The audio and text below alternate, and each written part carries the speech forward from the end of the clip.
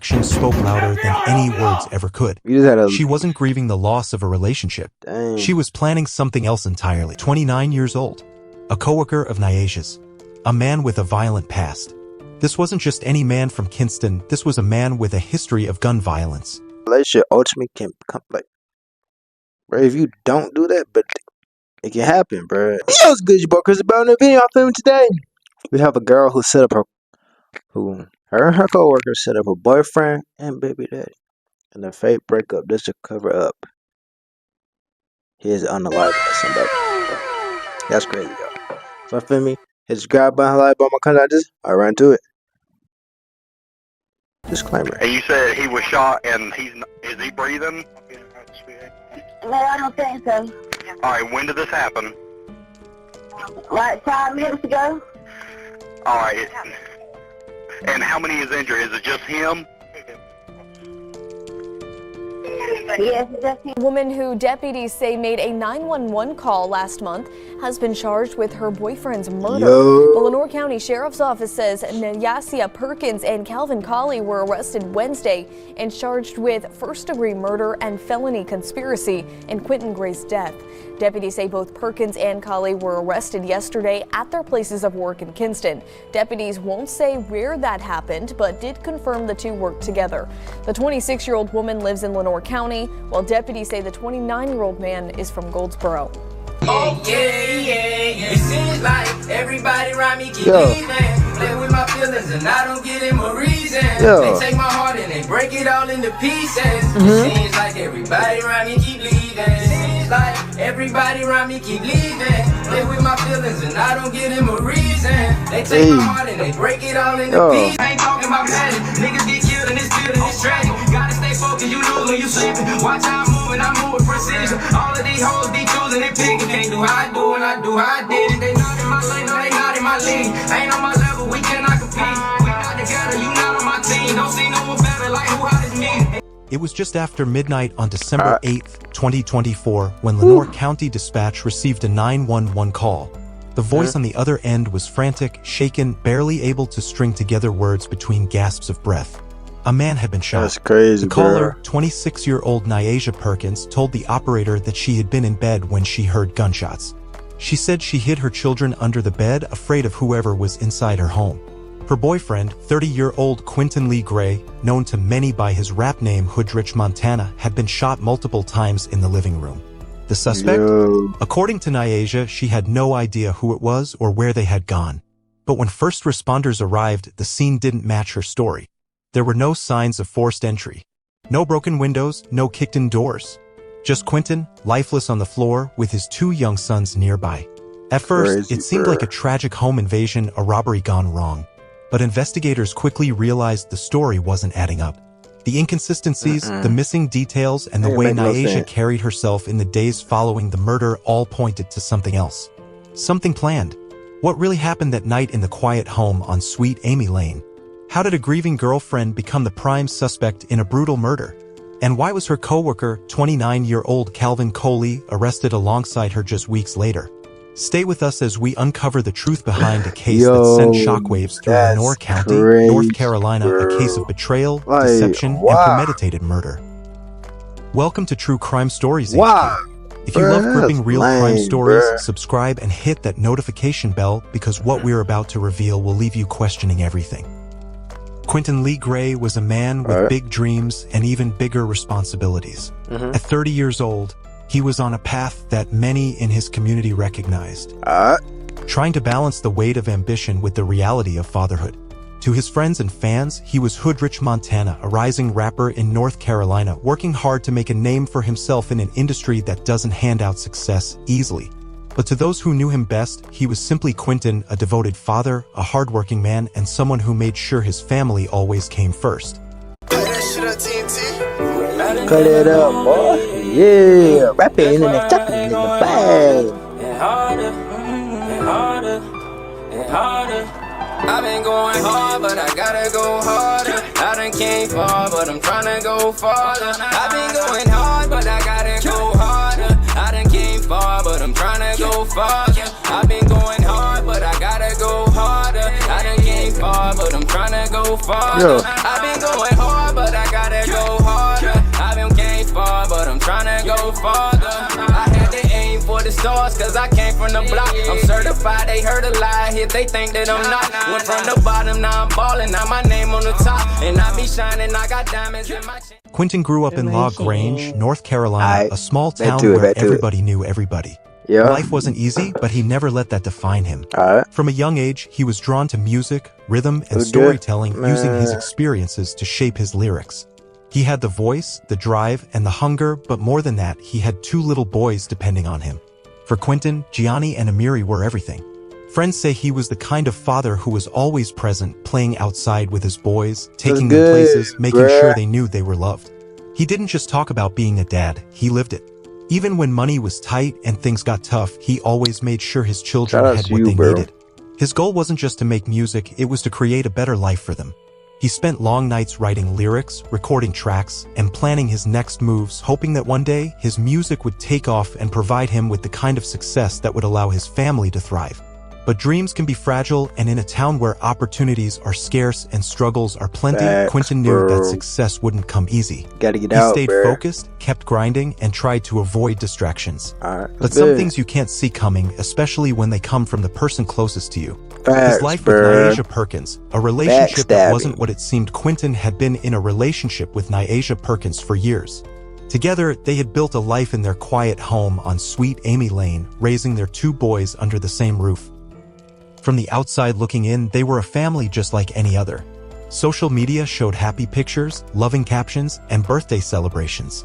Nyasia posted about their relationship, often calling Quentin her everything. But behind the carefully curated images, things weren't as perfect as they seemed. There were arguments, tensions that built over time, and issues that neither of them addressed openly. While Quentin focused on his music and his children, those close to him say the relationship was beginning downfall. That's the downfall right there, y'all.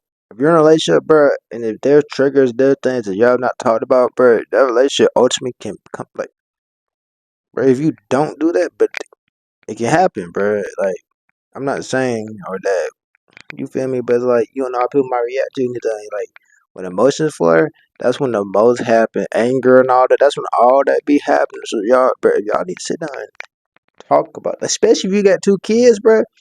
Y'all need to sit down and talk, bro. Y'all gotta see that there's better to this. But yo, feel strained. There were whispers of jealousy, of resentment, of things unsaid but felt in every glance and every argument. Even so, Quentin stayed.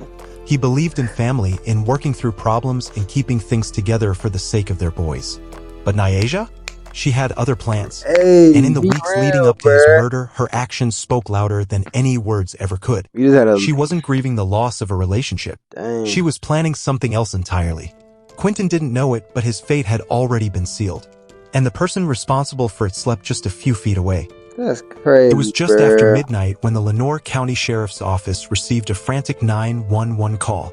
The voice on the line was Nyasia Perkins. Didn't have a rider.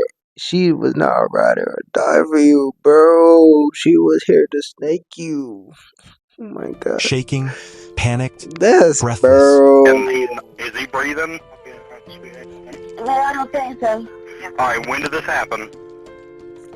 Like 5 minutes ago. And she did it 5 minutes right after. Is it just him? Allegedly. Yes, it's just him. Alright, and how many suspects were involved? I don't know, sir. I was there with my bed and I just heard gunshots. Alright. Put them under the bed. Where's that suspect at now? Do you know? No, sir. A child could be heard crying in the call's background. Now, neighbors told WITN that Gray was the father of 2 boys. The woman who told 911 that she didn't know where Gray was shot as he was lying on his stomach. Now, deputies have yet to release any information on a suspect or a possible motive. The call lasted less than 2 minutes. A desperate plea for help. A scene of chaos unfolding. But when authorities arrived at the house on Sweet Amy Lane, what they found didn't match Nyasia's story. Quentin Lee Gray lay motionless in the living room, shot multiple times, blood pooling beneath him, his body positioned unnaturally as if it had been staged. His 2 sons, Gianni and Amiri, just children, were still inside the house. Deputies swept the home, searching for any sign of an intruder, any sign of a break-in, a struggle, a forced entry. But there was nothing. No broken windows. No doors kicked in. No sign of anyone forcing their way inside. The only people in the house were Nyasha and the two boys. From the start, something felt off to investigators. Nyasha was shaken but composed. She answered their questions, but her story had gaps, pauses where they shouldn't have been, details that seemed uncertain. She claimed she had been asleep in bed with her children when she heard the shots. She didn't see who did it. She didn't know where they went.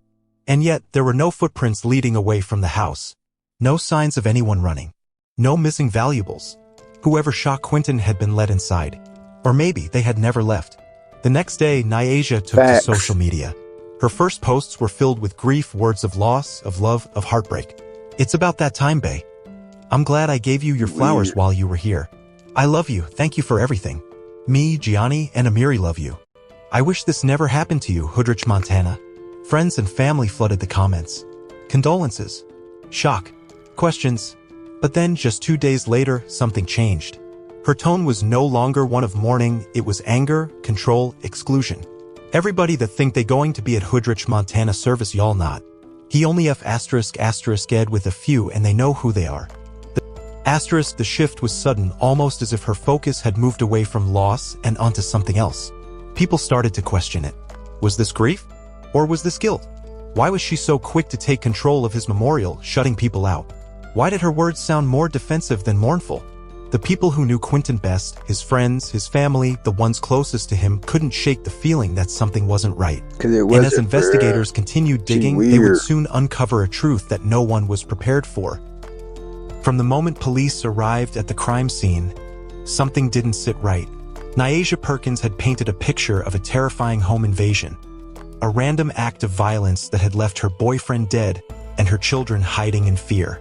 But the evidence told a different story. No forced entry, no broken locks, no shattered glass. Whoever pulled the trigger didn't force their way inside. They were let in. The crime scene was too controlled. There were no signs of a struggle, no furniture overturned, no chaos. Just Quentin's lifeless body in the living room, positioned too perfectly for an ambush. The murder weapon was missing. In a typical break-in gone wrong, a suspect would flee quickly, often leaving behind some form of evidence. Here, the killer had time. As investigators pressed Nyasha for more details, her story started shifting. She had been in bed with her children when the gunshots rang out. She didn't see anything. She didn't know who did it. But then, her timeline didn't match up. Investigators reviewed her phone records, security footage, and social media activity leading up to the murder. And what they found changed everything. Nyasha had been in contact with someone before and after the shooting. A man who had no reason to be involved in Quentin's life. A man with his own history of violence. A man named Calvin Coley. Who is Calvin Coley? When detectives ran Calvin Coley's name through their system, the pieces began falling into place. 29 years old. A coworker of Nyasha's. A man with a violent past. This wasn't just any man from Kinston, this was a man with a history of gun violence. Back in March 2020, Coley was involved in a shooting in Goldsboro that left 4 people injured. He had been arrested and charged with attempted murder firing into an occupied dwelling. He was a man comfortable with a gun, a man who knew how to pull the trigger and walk away. The question was, why was he involved in Quentin's murder? Was this a love affair turned deadly? Was this about money? Revenge? A setup? Or had Nyasha and Calvin conspired together, 2 co-workers who saw an opportunity to eliminate Quentin and start fresh? The deeper authorities dug, the more suspicious the connection became. Phone calls, text messages, a pattern of communication that didn't belong. This wasn't just a case of wrong place, wrong time. This was something planned. And investigators were about to uncover just how deep this conspiracy ran. No way, bro. For weeks, investigators had been watching, listening, piecing together the truth. Every call, every inconsistency, every lead pointed in the same direction. Then on January 15, 2025, police made their move. At her place of employment in Kinston, Nyasha Perkins was taken into custody. It happened quietly, efficiently, no warning, no time for her to prepare. One moment, she was at work. The next, she was being escorted out in handcuffs, surrounded by officers. Across town, Calvin Coley's arrest wasn't as smooth. Police tracked him down at his workplace. When they arrived, he tried to avoid them, slipping into a storage area behind stacked pallets of inventory. But it was useless. Detectives cornered him, cuffed him, and let him out into the cold January air. 2 arrests, 2 suspects, and now Lenoir County had its answers. Both Nyasia Perkins and Calvin Coley were officially charged with first-degree murder felony conspiracy. They were transported to the Lenoir County Jail, where they were ordered held without bond. The community reacted with shock, disbelief, and outrage. Quentin's family had suspected something was off, but now the truth was undeniable. The woman who once claimed to love him, the mother of his children, the person who stood over his casket crying for the world to see, she hadn't just lost him. Ain't no come with all this hate, but fuck that shit, I'm still gon' grind. Who would ever thought that I'd be great? Who would ever thought that see me shine? Ain't even know it come with all this hate, but fuck that shit, I'm still gon' grind. Who would ever thought that I'd be great? Who would ever thought that see me shine? Ain't even know it come with all this hate, but fuck that shit, I'm still gon' grind. Who would ever thought that I'd be great? Who would ever thought that see me shine? Ain't even know it come with all this hate, but fuck that shit, I'm still gon' grind. I said, I'm back and I'm better, but I'm still strapped with that metal. Either a Glock or a Beretta. Got a vendetta, feeling like Block of Griselda. These niggas not on my level. I cannot No, I they're keep my foot not. on the pedal. Can't to me, I can't let them. All I can tell them, it's gonna go down with whoever. You can... She had orchestrated his murder. Investigators had spent weeks building their case, and the details painted a picture that was far from a random home invasion. Surveillance footage contradicted Nyasia's story. Security cameras in the neighborhood picked up movements that didn't match her timeline. No unknown suspects fleeing the scene. No cars peeling away in the night. Nothing to support the story of an intruder. Phone records revealed something even more damning. Nyasia and Calvin had been in contact multiple times before the murder, calls, texts, messages leading up to that night. And then, after Quentin was dead, another exchange, as if confirming the job was done. Forensic analysis told the final piece of the story. The gunshots weren't random or chaotic. They weren't fired in a struggle. They were precise, deliberate, execution style. Quentin never had a chance. The story of a home invasion had been a lie. Nyasia hadn't been asleep in bed when it happened. She had been waiting. And Calvin? He had been pulling the trigger. As the case made its way to court, one question remained. Was this a murder for money?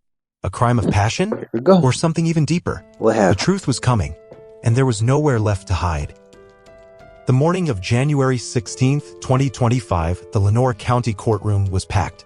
The air was heavy, tense, silent, except for the occasional whisper from the crowd, family, reporters, neighbors who had come to see justice unfold. At exactly 9, gotta see that justice, boy. Nyasia Perkins and Calvin Coley were led into the courtroom, shackled at the wrists and ankles. Nyasia's face was blank. Her once public displays of grief now replaced with something colder, emptier. Calvin, the man accused of pulling the trigger, barely looked up. Then came the moment that everyone had been waiting for. The charges were read aloud. First-degree murder. Felony conspiracy. If convicted, both Nyasia and Calvin could face life in prison without parole. Prosecutors wasted no time laying out the damning evidence. The phone records, the surveillance footage, the forensic analysis. The inconsistencies in Nyasia's 911 call. The cold, calculated nature of Quentin's murder. This, they argued, was not a crime of impulse. It was premeditated, planned, a setup. But when the judge asked the defense if they had any statements, any response to the overwhelming evidence, they said nothing. No plea, no explanation, no denial, just silence. Nyasia's family sat quietly, their faces expressionless. No one reached for her. No one wept for her. But Quentin's loved ones? They were seething with pain, anger, and an unshakable sense of betrayal. His mother wept in the front row. His friends shook their heads in disbelief. And his 2 young sons, the ones who had been in the house that night, were left without a father. Nyasia had taken away the man who loved them the most. And for what? The community reacts. News of the arrests and court hearings spread fast. Quentin had been well known, not just in his neighborhood, but throughout Kinston and La Grange. His fans, his friends, even strangers who had followed his music, they all had the same question. Why? Why would Nyasia orchestrate the murder of a man she had shared a life with? Why would she post tributes online, only to be exposed as the one behind his death? And Calvin, what did he gain from this? There were rumors, speculation. Was this about money? A new relationship? A debt unpaid? But one thing was certain, Quentin was gone. His children were now fatherless. His dream of success had been stolen. And the case wasn't over yet. Authorities hinted at the possibility of more suspects, suggesting that someone else knew more than they were letting on. As the trial loomed ahead, the public braced for more revelations, more lies uncovered, and hopefully justice for a man who had trusted the wrong person. But the truth?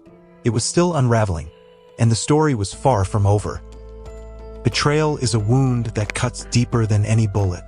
Quentin Lee Gray trusted the woman he built a life with, the mother of his children, the person who once stood by his side. But in the end, she wasn't his protector.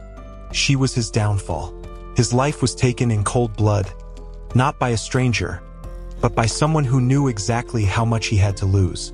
Now, his two sons are left fatherless, growing up with the knowledge that their mother was behind the tragedy that tore their family apart. His family grieves, his friends seek answers, and his community is left questioning how something like this could happen.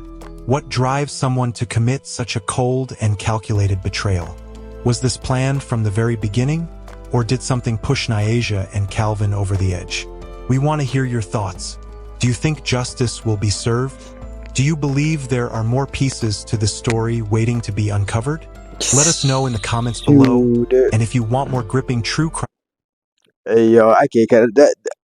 I don't even know, but that's you're trusting your girl that you have 2 kids with, and she backstab you, bro. That's crazy, bro. Like, just watch you trust, bro. I'm telling you, bro. Just watch you trust and watch how you go about things. Because, like I said, she probably could have been real triggered, but the fact that she went to that stand, bro, she ain't never love you, bro. Ain't no way. Cause you went to that stand, bro. If you love you ain't finna knock him off. You're not knocking him off. You're not. But it's about Crystal X. And I need me to do. If I ain't get paid, I ain't doing the show. Shit, I'm finna.